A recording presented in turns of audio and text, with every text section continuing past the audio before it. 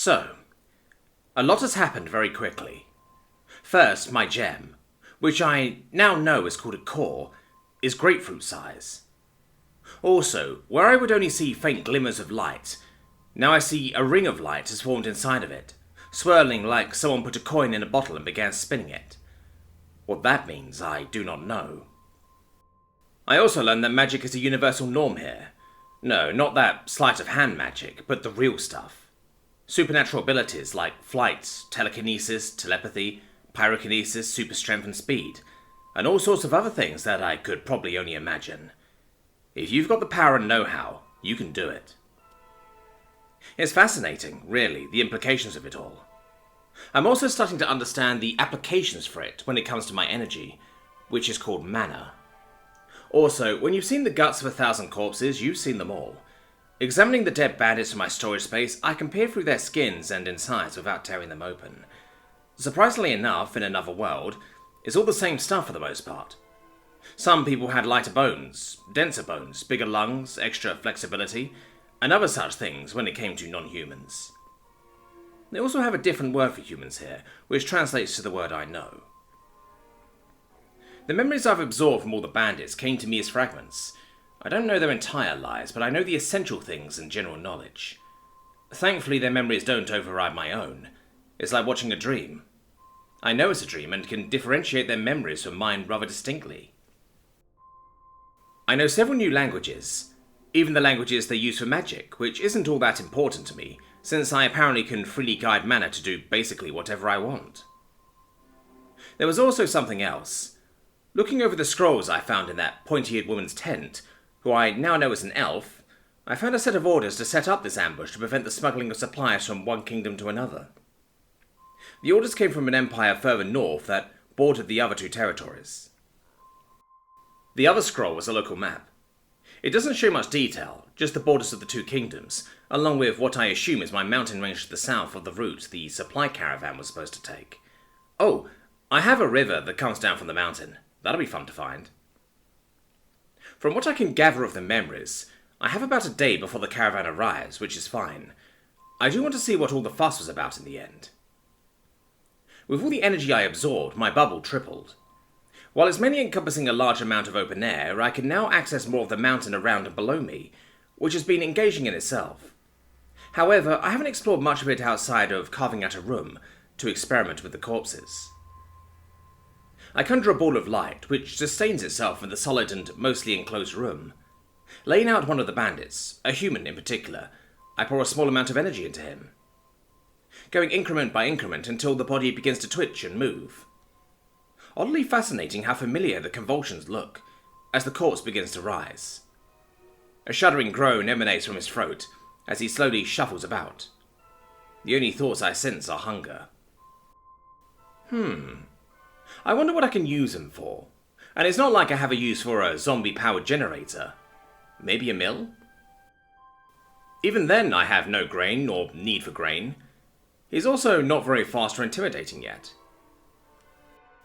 I continue pouring more energy into him, the image of the undead from my home in mind as I watch him undergo weeks of mutations in a few minutes. He looks indistinguishable from the monsters that plague my world, and briefly I'm horrified by what I've done, but only briefly. After all, it's under my control, and he can't spread the viral infection because an infection didn't make it. He's just undead because of magic. I put him to sleep and dragged him into my storage, which seemed to work, surprisingly. I get to work doing the same to 7 of the other bandits with exciting results. However, I set aside the elf magic user and the bullman, having something in mind for them. For now, it's time to focus on the living. Basti casually strolled back into the chamber with my core, finally returning home after her trip with the bandits.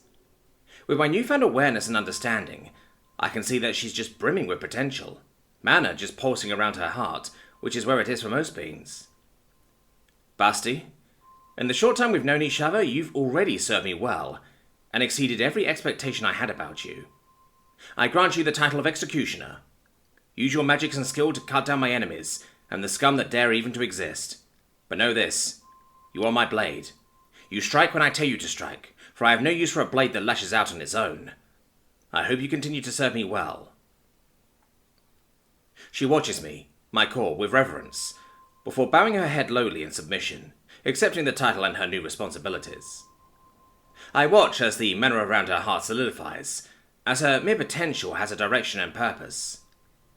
I feel another fraction of energy be pulled from me and into her, while she suddenly looks tired, walking over to her bed with the cubs, which was now padded with the feathers from the pillow we got from the camp.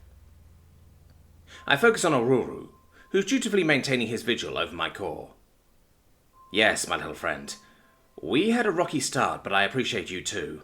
Have some manner, and I want you stronger now that I know there are potential threats beyond wild animals.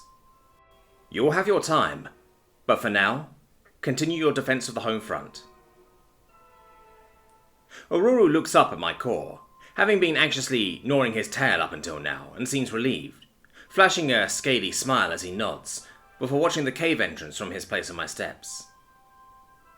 Shifting my focus into the depths of the caverns, I begin conjuring small orbs of light around a natural circular cavern.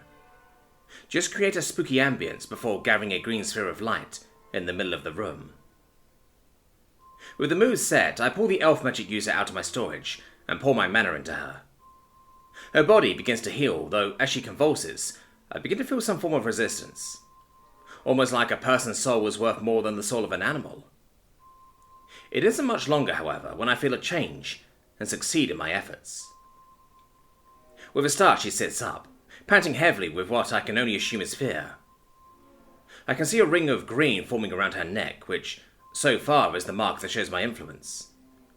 She looks around the chamber, unease, studying the orbs of light before looking at the green ball and squinting. She absently touches her throat, feeling the dry blood and checking her thigh, her robe still torn from where Basti ripped into her.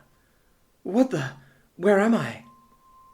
Her lovely, almost husky voice sounds out. "Is this the afterlife?" "No, not really. I paid a large price to get you back. I have a use for you if you're willing to submit." She jumps, hearing my voice in the depths of her mind, and looks around. I can feel her anxiety and fear pulsing out of her, though she acts calmly. "And who are you, exactly?" "Well, my name is... What? What was my name again? That's troublesome. I know I had a name. Everyone has a name after all." As I consider it, words begin forming in my mind that seems to be a good enough name for me. "My name is Vitmori, and I am the core of this region.